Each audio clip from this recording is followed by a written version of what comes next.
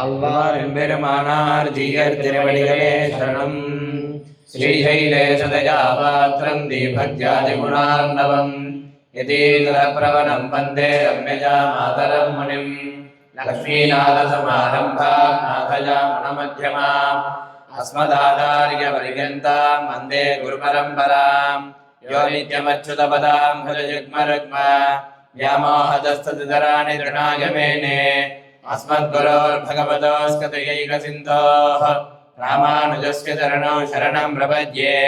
मातापितायुपदयस्तनया विभूतिः सर्वं यदेव नियमेन मदन्वयानाम् आद्यस्य नः कुलपतेर्वकुलाभिरामम् श्रीमत्तदङ्घ्रीकरं प्रणमामि मूर्ध्ना भूतं सरस्य महदाह्वयभट्टनाथ श्रीभक्तिसारकुलशेखर योगिवाहान् भक्ताङ्घ्रिरेण परकालयतीन्द्रमिश्रान् श्रीमत्पराङ्कुशमणिं प्रणतोऽस्मि नित्यम्। नीलातुङ्गस्तनगिरितटे शुद्धमुद्बोध्य कृष्णं पारास्यं स्वं श्रुतिसरसिरसिद्धमध्यापयन्ति स्वोच्चिष्टायां सृजनिकलितं व्यापराकृत्य भुङ्क्ते गोदादस्यै नमैदमिदं भुजयेवास्तु भूयः अन्नवयल्पुदवयाण्डालरङ्गर्के अन्यदेपावै पल्वदियम् இன்னிசையால் பாடி கொடுத்தால் நற்பாமாலை பூமாலை சுடி கொடுத்தாலை சொல்லு சுடி கொடுத்த சுடர் கொடியே தொல்பாவை பாடியருள வல்ல வல்வலையாய் நாடி நீ வேங்கடவர்க்கென்ன விதி என்னையும் மாத்தம் நான் கடவா வண்ணமே நல்கு. మన బాల తిరుపతి అప్పనపల్లి శ్రీ బాలబాలాజీ దేవస్థానమునందు శ్రీ ధనుర్మాస వ్రతము చాలా అంగరంగ వైభవోపేతముగా అందరూ కూడా ఆచరిస్తూ ఉన్నాము. ఈరోజు 5వ రోజు 5వ పాసురం. மாயனை மன்னவன மதுரை மைந்தனை தூய பெருநீர் முனை துறைவனை ஆயர் குலத்தினில் தோன்றுமணி விளக்கை தாயை குடல் விளக்கம் செய்த தாமோதரனை தூயோமாய் வந்து நாம் தூமலர் தூவி துருது வாயினால் வாடி மனத்தினால் சிந்திக்க போய விளையம் புகுதருவானின் நனவும் தீயினில் தூஷாகம் செப்பேலோరెంబాయ్. ఓం నమో వెంకటేశాయ. మనమందరూ కూడా ఇప్పటి వరకు మన తిరుప్పావై 4 పాసురములలో ఈ వ్రతము యొక్క నియమములు ఇంకా ఎవరి గూర్చి ఆచరిస్తున్నాము, ఈ వ్రతము ఆచరించడానికి చెయ్యవలసిన నియమములు ఏమిటిది, చెయ్యకూడని నియమములు ఏమిటిది అంతా కూడా మనమంతా కూడా అన్ని పాసురములో కూడా చర్చించుకున్నాము. అలాగే నిన్నటి రోజున గోదామ్మవారు వర్షము ఎలా పడాలని చెప్పేసి వరుణదేవుడికి ఎలాగైతే ఆజ్ఞాపించారో ఆ విషయములంతా కూడా చక్కగా తెలుసుకున్నాము. అలాగే గోదామ్మవారు ఈరోజు చాలా విశేషమైన రోజు. ఎందుకు అనంటే ఈ 5వ పాసురంలోనే అమ్మవారి యొక్క అవతార వైశిష్ట్యమే తెలుస్తుందన్నమాట. అంటే అమ్మవారు ఎందుకు వచ్చేసి మనకి ఈ వ్రతములంతా కూడా అందిస్తూ ఉన్నారో అది ఈ పాసురంలోనే అంతర్గతంగా ఉంది అని చెప్పేసి మనకి పెద్దలంతా కూడా చెబుతూ ఉన్నారు.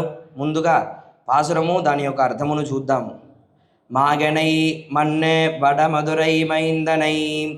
మాగనై అనంటే మాయగాడనమాట. అంటే మనకందరికీ తెలుసు కదండి కృష్ణుడు ఎంత మాయ పనులు చేస్తారని చెప్పేసి.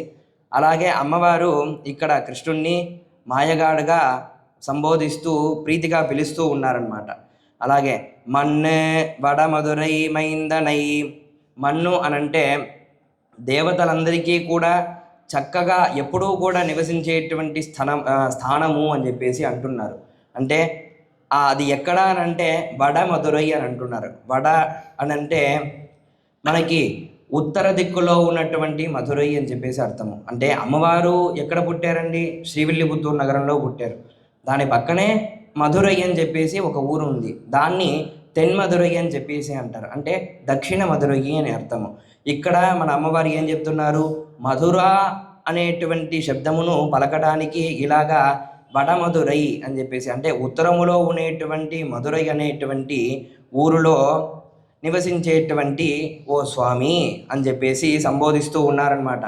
అలాగే అంటే ఆయననే కీర్తించాలి అని చెప్పేసి చెప్తూ వస్తున్నారు. ఇంకా ఆయన ఎలాగ ఉన్నారంట? తూయ పెరునీర్ యమునై తురైవనై అంటే చాలా పవిత్రమైనటువంటిది, చాలా గొప్పదైనటువంటిది, చాలా పెద్దగా ప్రవాహం ఉండేటువంటి ఆ యమునా నది తీరములో నివసించేవాడు అని చెప్పేసి కూడా సంబోధిస్తూ ఉన్నారనమాట. తూయ అని అంటే పవిత్రమైనదని, పెరునీర్ అని అంటే పెద్దటి జలాశయము కలిగి ఉన్నది అని. ఏంటిది? యమునై అంటే ఆ యమునా నది, తురై అనంటే యమునా యొక్క ఒడ్డు అని చెప్పేసి అర్థము. ఆ ఒడ్డు యందు గోకురములో మన కృష్ణుడు ఉన్నాడు కదండి, దాన్నే ఈ విధంగా చెప్తూ వస్తున్నారనమాట.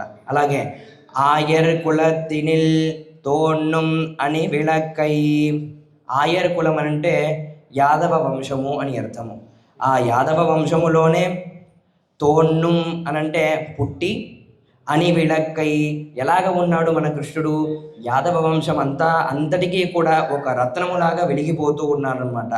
అదే ఇక్కడ అమ్మవారు చెప్తూ ఉన్నారనమాట. అంటే యాదవ వంశం అంతటికీ కూడా ఒక అలంకార స్వరూపముగా మన శ్రీకృష్ణుడు ఉన్నాడు అని చెప్పేసి గొప్పగా కీర్తిస్తూ ఉన్నారు. తర్వాత తాయై కుడల్ విళక్కం సైద దామోదరనై, తాయై అనంటే వాళ్ళ యొక్క అమ్మగారిని, కుడల్ విళక్కం అనంటే వాళ్ళ అమ్మ కడుపున పుట్టినందుకు అమ్మగారు చాలా ఆనందిస్తూ ఉన్నారనమాట.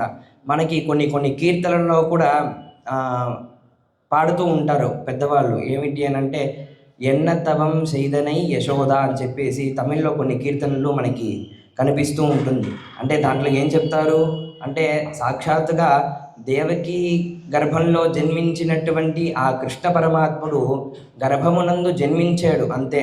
కానీ ఆ కృష్ణుడి యొక్క చిలిపి పండ్లు ఇంకా చిన్నప్పటి నుంచి ప్రతి ఒక్క చోట కూడా ముద్దులాడింది ఎవరోనంటే ఆ యశోదాదేవి మాత్రమే. అందుకనే ఋషులు ఇంకా దేవతలందరూ కూడా దాన్నంతా చూసి కుళ్ళుకున్నారనమాట. అంటే ఇంత కృష్ణుడి యొక్క ఇంత లీలనంతా కూడా మేము అనుభవించలేకపోయామే, మేము అంటే ఒక తల్లిగా ఉండి ఇవన్నీ కూడా అందుకోలేకపోయామే అని చెప్పేసి ఎన్న తవం చైతనై, ఎంత తవము చేసేవో ఓ యశోద అని చెప్పేసి కీర్తిస్తూ ఉన్నారు. ఇక్కడ అమ్మవారు కూడా ఏం చెప్తున్నారంటే అంటే తల్లి గర్భమునందు శ్రీకృష్ణుడు పుట్టడం వల్ల ఆవిడ యొక్క జన్మము సాఫల్యమైంది. అంటే కొంతమంది అంటూ ఉంటారు, మామూలుగా మన వాడుకలో ఏం చెప్తూ ఉంటారంటే నువ్వు ఎందుకయ్యా పుట్టావు అని చెప్పేసి ఇట్లాంటి కొన్ని దుర్భాషలు ఆడటము మనం చూస్తూ ఉంటాం కదా. కానీ ఇక్కడ శ్రీకృష్ణ పరమాత్ముడు పుట్టడం వల్లనే దేవకి యొక్క జన్మ సాఫల్యమైంది అని చెప్పేసి ఇక్కడ అమ్మవారు చెప్తూ ఉన్నారు. కుడల్ విలక్కం సైద దామోదరనై, దామ అని అంటే త్రాడనమాట, ఉదరం అని అంటే పొట్ట, అంటే పొట్ట యందు దారమును కట్టించుకున్నవాడు ఎవడైతే ఉంటాడో ఆయనని దామోదరుడు అని చెప్పేసి పిలుస్తూ ఉంటారనమాట. అంటే యశోదాదేవి ఆనాడు మన కృష్ణుణ్ణి దారముతో కట్టి ఆ దారము యొక్క గుర్తులు ఆయన కడుపులో అట్లా పడిపోయిందనమాట. అందువలన ఆయనకి దామోదరుడు అని చెప్పేసి పేరు వచ్చింది. ఇక్కడ మీరు ఒకటి గమనించినట్టయితే మామూలుగా మనం ఒకరిని వెతుక్కొని వెళ్తున్నామంటే ఎలాగ వెళ్తామండి అంటే ముందు ఆయన ఎక్కడ ఉన్నారో అని చెప్పేసి తెలుసుకుంటాం కదా. దాన్నే ఇక్కడ గోదామ్మవారు చక్కగా వివరిస్తూ ఉన్నారనమాట. అంటే శ్రీకృష్ణుణ్ణి వెతుక్కొని అందరూ అంటే ఆయనని అర్చన చేయడానికి బయలుదేరుతూ ఉన్నారనమాట. అలాగా ఉన్నప్పుడు ఆయన ఎక్కడ ఉంటాడు అని చెప్పేసి అమ్మవారు ఇలా చెప్తూ ఉన్నారనమాట. అంటే మన వాడుక భాషలో చెప్పాలంటే చిరునామని చాలా చక్కగా ఈ భాషలో అందించారు. అంటే వడమధురై మైందనై అంటే ఆయన మధురా నగరములో ఉంటాడు. తర్వాత ఎక్కడ ఉంటారంటే యమునా తీరము. ఇంకా అడ్రస్ని చాలా చక్కగా క్లారిటీగా చెప్తూ వస్తున్నారనమాట. యమునా నది తీరమునందు ఉంటాడు.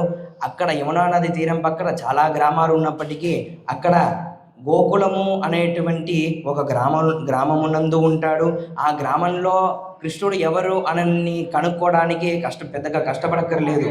అక్కడ వెళ్తేనే ఆ గ్రామమంతా కూడా చాలా ప్రీతిగా చూసుకునేటువంటి ఎవరైతే ఉన్నారో ఆ కృష్ణుడు, ఆ దామోదరుడు అని చెప్పేసి ఇక్కడ మన గోదామ్మ వారు సంబోధిస్తూ ఉన్నారు. తర్వాత తూయోమాయ్ వంద్ నామ్ తూమలర్ తూవిత్తొழுது అంటే తూయోమాయ్ అని అంటే ఎటువంటి కల్మషము లేనటువంటి అంటే స్పష్టతగా ఉన్నటువంటి మనసును కలిగి, అంటే మనసులో ఎటువంటి ఆలోచనలు ఏమీ లేకోకుండా చాలా గొప్పగా పవిత్రముగా ఉన్నటువంటి మనసుని కలిగి తూయోమాయ్ వందే అటువంటి మనోభావమును కలిగి మన అందరూ కూడా తూ మలర్ అంటే పవిత్రమైనటువంటి పుష్పములు, చాలా వాసన కలిగేటువంటి పుష్పములను తూవి తొழுது ఆ పుష్పముల చేత అర్చించి తర్వాత వాగినాల్ పాడి అని అంటున్నారు. అంటే మన నోటి ద్వారా ఆయన నామ సంకీర్తనంతా కూడా పాడి మన దినాల్ సిందిక్క మన మనసు చేత ఆయనని ధ్యానించి అని చెప్పేసి అమ్మవారు చెప్తూ ఉన్నారనమాట. ఇక్కడ మీరు గమనించినట్టయితే త్రికరణ శుద్ధిని అమ్మవారు ఒక 2 లైన్లలో పూర్తిగా విషయం అంతా కూడా చెప్తూ ఉన్నారనమాట. ఏంటిది అంటే ఆ పుష్పమును సమర్పించడం వల్ల క్రియ అనేటువంటి ఒక భావన ఏర్పడుతుంది. తర్వాత వాగినాల్ పాడి అనేటప్పుడు వాచ అనేటువంటి ఒక భావన ఏర్పడుతుంది. తర్వాత మనదినాల్ సిందిక్క అనేటప్పుడు మన మనసులో శ్రీకృష్ణుని తలుచుకునేటప్పుడు మనస్సు అనేటువంటి త్రికరణ శుద్ధి, మనసా వాచ కర్మణ ఈ 3 కూడా ఈ 3 చేతను శ్రీకృష్ణుణ్ణి ఆరాధన చెయ్యాలి, ఆయనని కీర్తించాలి అని చెప్పేసి అమ్మవారు చక్కగా చెప్తున్నారనమాట. తర్వాత ఇలా చేసినచో ఏమవుతుంది అని అంటే పోయ పిళయం, పోయ అనంటే ఇంతకు ముందు మనం ఎన్ని జన్మలు ఎత్తింటామో మనకు తెలియదు. అంటే భగవంతుడి యొక్క సాంగత్యం దొరకడానికి ముందు మనం ఎన్నెన్ని పాపాలైతే చేసుంటామో ఆ పాపములు అంటే పోయ అనంటే ఇంతకు ముందు జరిగినటువంటి అంటే భూతకాలమునందు, పిళయం అనంటే చేసినటువంటి పాపములు, పుగుతరువాన్ నిన్నరవం అనంటే ఇక మీద చేయబోయేటువంటి పాపములు అంటే ఇంతకు ముందు చేసిన పాపములలో తెలిసి తెలియని పాపములు అని చెప్పేసి అన్నీ కలిసిపోతాయండి. కానీ భగవంతుడి యొక్క సాంగత్యము, భగవంతుడి దగ్గర శరణాగతి అనేటువంటి ఎప్పుడైతే చేస్తామో దాని తర్వాత చేసేటువంటి పాపములో తెలిసి చేసే పాపములు అనేటువంటిది తప్పకుండా మనం అనుభవించి తీరాల్సిందే. ఎందుకంటే భగవంతుడి దగ్గర వచ్చేటప్పుడే మనకి భగవద్జ్ఞానం కలిగినప్పుడే ఏది మంచి ఏది చెడ్డ అనేటువంటి విషయం మన అందరికీ కూడా అర్థమైపోతుందన్నమాట. అలాంటప్పుడు తెలిసి అటువంటి పాపం చేసేటప్పుడు భగవంతుడు తప్పనిసరిగా మనకి దాని యొక్క కర్మని అనుభవించేలానే చేస్తారు. అయినప్పటికీ తెలియకుండాను మనం ఆ సందర్భానుగుణంగా వేరే దారి లేకుండా కొన్ని తెలియకుండా చేస్తూ ఉంటాం అన్నమాట. ఇలాగా చేసేటువంటి పాపములు ఇవన్నీ కూడా తీగినిల్ తూషాగుం అనంటే పెద్ద అగ్గియందు పడినటువంటి ఒక పత్తి ఎలాగా మాయమైపోతుందండి, ఒక చిన్న ధూళిలాగా కూడా మనకి కంటికి కనపడదు. అంటే అగ్గి దగ్గర పోయినంత మాత్రానే భస్మమైపోతుంది కదా, అలాగా తీగినిల్ తూషాగుం అని చెప్పేసి మనం చేసేటువంటి పాపములంతా కూడా ఈ మన శ్రీకృష్ణుణ్ణి మనసా వాచ కర్మణ ఆరాధించినచో కీర్తించినచో మన పాపములంతా కూడా ఇలాగా నశించిపోతాయి అని చెప్పేసి గోదామ్మవారు చెప్తున్నారు. తర్వాత చెప్పు అని చెప్పేసి అంటున్నారు. మనం తెలుగులో చెప్తాం కదా చెప్పు అని చెప్పేసి, అలానే తమిళ్లో ఇక్కడ చెప్పు అని అంటే అందరూ కూడా భగవంతుని నామాన్ని చెప్పండి అని చెప్పేసి అమ్మవారు చెప్పి ఏడోవర్ ఎంబాబాయ్ నేను చెప్పేటువంటి పద్ధతిని పాటించండి అని చెప్పేసి ఇక్కడ తాత్పర్యమును అమ్మవారు చక్కగా చెప్పారు. ఇక అమ్మవారి యొక్క అవతార వైశిష్ట్యం అని చెప్పేసి దీన్ని ఎందుకు అని అన్నారంటే వరాహ అవతారంలో భూదేవిని ఆ హిరణ్యాక్షుడు ప్రణయోదక గర్భంలో దాచినప్పుడు మహావరాహ స్వరూపంగా ఎత్తి, అంటే మన విష్ణు సహస్రనామంలో చెప్తాం కదా మహావరాహ గోవింద అన్నట్టుగా చాలా పెద్ద శరీరమును కలిగి భూదేవిని ఎలాగైతే ఆయన కాపాడాడో అటువంటి సందర్భములో భూదేవి అమ్మవారు అడుగుతూ ఉన్నారన్నమాట. అంటే ఓ స్వామి నన్ను ఈ ప్రళయోదక సముద్రము నుంచి బయటికి తీసుకొచ్చి నన్ను రక్షించారు, బాగానే ఉంది, కానీ మన బిడ్డలందరినీ కూడా ఎలాగా మీరు రక్షిస్తారు? అందరూ కూడా సంసారం అనబడేటువంటి సాగరములో పడి కొట్టుమిట్టాడుతూ ఉన్నారు కదా, మరి వాళ్ళందరికీ కూడా ఒక ఉపాయాన్ని కలిగించండి అని చెప్పినప్పుడు సాక్షాత్ వరాహమూర్తి ఇలాగా చెప్తూ వస్తున్నారనమాట. అంటే ఈ పనులన్నీ చేస్తే నాకు చాలా ఇష్టమవుతుంది అని చెప్పేసి కొన్ని నియమాలంతా కూడా భూదేవికి చెప్తూ వస్తున్నారనమాట. అటువంటి నియమములలో కొన్ని చెప్తున్నారు. ఏమిటిదంటే నాకు పూమాలలు కట్టి సమర్పించాలి, అది నాకు చాలా ప్రీతి అవుతుంది. రెండవది పామాల అని చెప్పేసి అంటారు. పా అని అంటే పాటలు, సంకీర్తన. ఇటువంటి సంకీర్తన నామస్మరణతో నన్ను అర్చిస్తే నాకు చాలా ఇష్టం అవుతుంది అని చెప్పేసి చెప్తున్నారు. అలాగే ఈ పూలమాల కట్టే దాంట్లో చాలా విధానములు అంటే చెప్తూ వస్తున్నారనమాట. అంటే మనమే స్వయముగా ఒక ఉద్యానవనమును నిర్మించి వాసన కలిగేటువంటి పువ్వులనంతా కూడా అక్కడ పెంచి ఇంకా మన నోరు, మన శ్వాస ఎటువంటి కూడా తగలకోకుండా చాలా పవిత్రముగా ఆ పువ్వులనంతా కూడా కోసి నారు చేత దాన్ని కట్టి చక్కగా స్వామివారికి సమర్పించాలి. ఇది సమర్పించే విధానము అని అంతా చెప్తూ ఉన్నారు. అంటే ఇప్పుడు ఉన్న కాల నియమాన్ని అనుసరించుకొని మనము ఇప్పుడు పోయి ఉద్యానవనంలో పువ్వులను పెంచడం ఇవంతా కూడా సాధ్యమయ్యేది కాదు. అందుకనే భగవంతుడు తర్వాత విషయం చెప్తూ ఉన్నారనమాట. అంటే ఈ పామాలయ అనేటువంటిది అందరి వల్ల అవుతుంది. అంటే గోవింద అని చెప్పడము చిన్నపిల్లల దగ్గర నుంచి ఎవరి వల్ల అందరి వల్ల కూడా అవుతూ ఉంటుందన్నమాట. కాబట్టి కనీసం ఇదైనా చెయ్యాలి, ఇది చేయడం వల్ల కూడా నేను చాలా ప్రీతి కలుగుతాను, నాకు చాలా ఆనందం కలుగుతుంది అని చెప్పేసి చెప్తున్నారు. అలాగే ఇది ఎప్పుడు చెయ్యాలి అని అన్నప్పుడు యవ్వనంలో ఉన్నప్పుడే ఇవన్నీ కూడా చేసేయాలి అని చెప్పేసి చెప్తున్నారనమాట. అంటే యవ్వనంలో ఉన్నప్పుడే మీరు ఇవన్నీ కూడా చేస్తే మీరు అంటే మీ అంతిమ సమయంలో మీకు చేతులు కాళ్ళు ఏది కూడా అంతా మీ యొక్క ఆధీనంలో లేనప్పుడు భగవన్నామ స్మరణ ఇవన్నీ కూడా మీరు చెయ్యనప్పుడు నేనే వచ్చేసి మిమ్మల్ని రక్షిస్తాను అని చెప్పేసి వరాహమూర్తి తన మాటను భూదేవికి చెప్తూ ఉన్నారనమాట. అంటే ఈ నామ సంకీర్తన కూడా ఎలాగ చెయ్యాలి అని చెప్తున్నారనంటే పొద్దున్న అంటే ఈ బ్రహ్మ ముహూర్తము అని అంటాం కదండి, సూర్యోదయానికన్నా ముందు కొంత సమయంలో మీరు నన్ను స్మరిస్తే, నన్ను కీర్తిస్తే నేను ఎంత పనులలో ఉన్నా సరే, అంటే సాక్షాత్తుగా అంత భగవంతుడికి ఎంత పనులు ఉంటాయని చెప్పేసి మనము ఊహించను కూడా ఊహించలేం. మనకే సామాన్య మానవులకి ఏదో ఒక ఇది ఈ పనులను ఆ పనులను చెప్పేసి చాలా ఉంటాయి. అటువంటి ఈ భగవంతుడు ఎటువంటి భగవంతుడు? ఈ భూమిని మాత్రం పరిపాలించేవాడు కాదు. అతల వితల సుతలాది లోకములు భూరు భువః శుభః మొదలగు పెద్ద పెద్ద లోకములనంతా కూడా పాలించేవాడు. ఇటువంటి బ్రహ్మాండము ఈ ఒక్క బ్రహ్మాండమే కాకుండా కొన్ని వేల కోట్ల బ్రహ్మాండానికి అన్నిటికీ ఈయన ఒకటే అధిపతి అన్నమాట. మరి ఇంతమందిని కూడా రక్షించేవాడికి ఎంత పనులు ఉంటాయో మనం ఊహించగలమా? అన్ని పనులు ఉన్నప్పటికీ కూడా ఆయన భూదేవి అమ్మవారికి ఏం చెప్తున్నారంటే, ఇలాగా ఇటువంటి సమయంలో ప్రొద్దున్నే నన్ను ఎవరైతే స్మరిస్తారో కీర్తిస్తారో నాకు ఎంత పనులున్నా సరే వదిలిపెట్టేసి నేను వాళ్ళు చేసేటువంటి కీర్తనంతా కూడా చక్కగా వింటాను, ఆనందిస్తాను అని చెప్పేసి అంటూ ఉన్నారనమాట. ఇలాగా నాకు ఎవరైతే వాళ్ళు యవ్వనంలో ఉండవాళ్ళే చెయ్యాలనంటే ముఖ్యంగా వచ్చే తరములకు అందించాలి అని చెప్పేసి ఉన్నటువంటి విషయాన్ని ఇక్కడ మనం తెలుసుకోవచ్చు అనమాట.